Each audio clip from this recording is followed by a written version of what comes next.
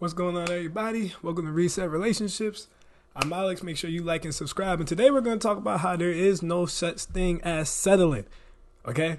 At least in the context that most of you say it in. Most of the time when y'all say you're settling, that's your ego and your insecurity speaking. And here's why. When most people say that they're settling for someone or they can do better than somebody, what are they usually talking about? Are they usually talking about they can find someone who treats them better? Or are they usually talking about something superficial like money, physical attraction, looks, body types, stuff like that, clout, things that are matrix based, things that are worldly is what I'm trying to say to you guys. Feeling like you settled for somebody for any reason as other than them treating you bad makes you an ego driven worldly person. Because the only way you should feel like you settled for somebody is if you're with someone who doesn't move you spirit or doesn't move you spiritually. As soon as it becomes about, like I said, anything, money, body types, there's so many dudes I know who have great women who literally blew it up because she didn't have the body type that they liked. There's so many women I know who had men that adored them or have men around them still who adore them, who will take them in and their kids and treat them both the way he felt she deserved to be treated, because even though she allowed someone to treat her the wrong way, he still feels that she's worth being treated the right way, and she won't take him because he's fat, got glasses, and watch anime. These things happen.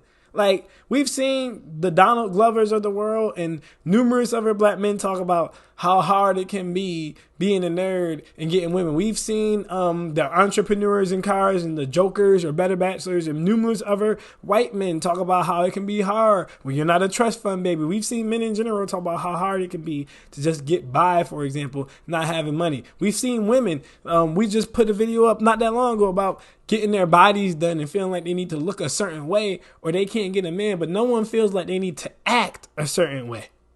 Most men today don't even act like men. Most women today don't even act like women because they don't think that's so important. So many dudes nowadays are focused on trying to be a high value man and have six figures to do what with, sir? To do what with, sir? What are you going to do with your six figures? Like, even if you get it, why do you really want it? Like, so many of y'all being honest with yourselves, you don't really want six figures just because your purpose or your passion will get you six figures, or just six figures for yourself. You want six figures because you think it'll get you women.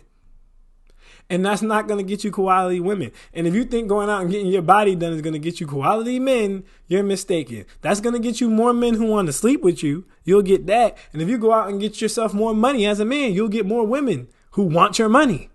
See, when you use worldly possessions to get people, guess what type of people you get back, guys? You get back worldly people. So these people are only with you for these worldly things. You don't leave the earth looking the same way you looked in your 20s and 30s. When you're 50 and 60, is he still going to rock with you? If you got this job or you got this platform or whatever is giving you money, but let's say you get hit with cancel culture and you don't have that anymore, is she still going to rock with you? No, because you didn't attract her based upon your soul and your spirit and the content of your character and who you represented as a man. You attracted her because you were high value. You had a nice fitted suit and she seen dollar signs. And the same thing for you, sis. You go out, you get your body done, you get that certain look, you turn yourself into a clone, as we like to call them over here. So you beat the shit out of your face, you get your fake butt, you get your fake breast, you get your man, and he don't really like you.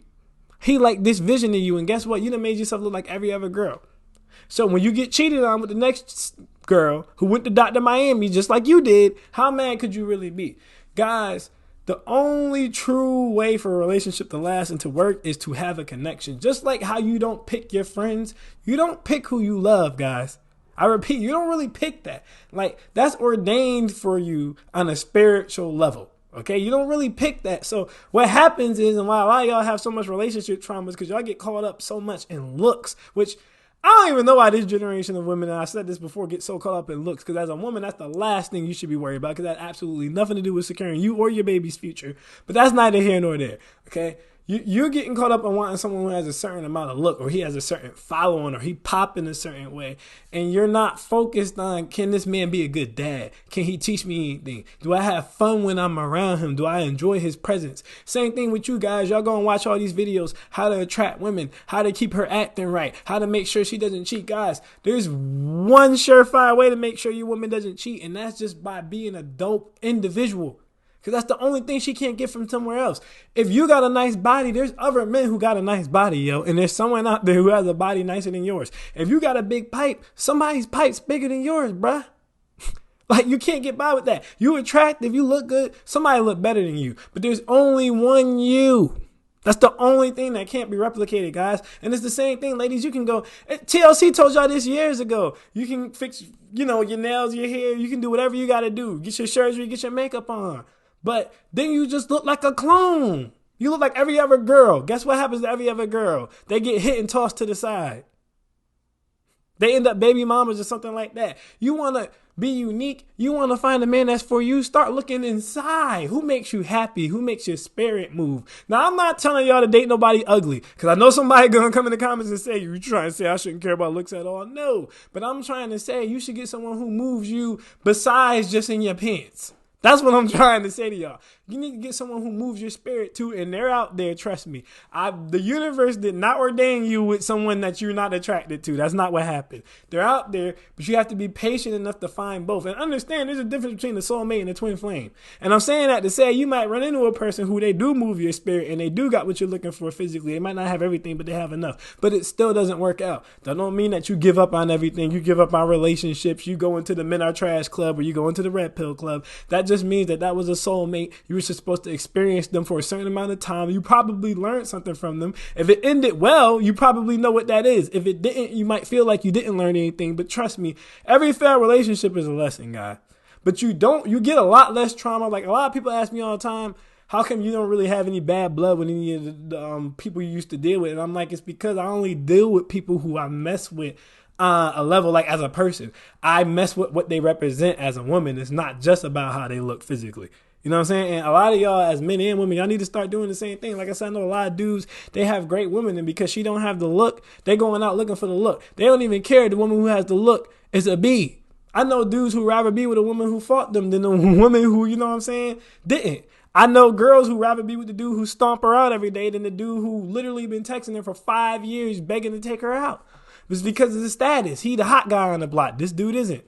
She got the booty. She don't. Y'all got to stop coming off of that superficial. That's your ego. That's worldly. You want to look pop into the world. And that's why I really say that there's no such thing as settling. Because if you're with someone who moves you spiritually, you can never be settling. You're not going to want that person to go. That's when you get true heartbreak. The reason y'all say ain't nothing to cut people off is because y'all just be having sex, which is an act, but it has nothing to do with love. And that's what y'all don't understand.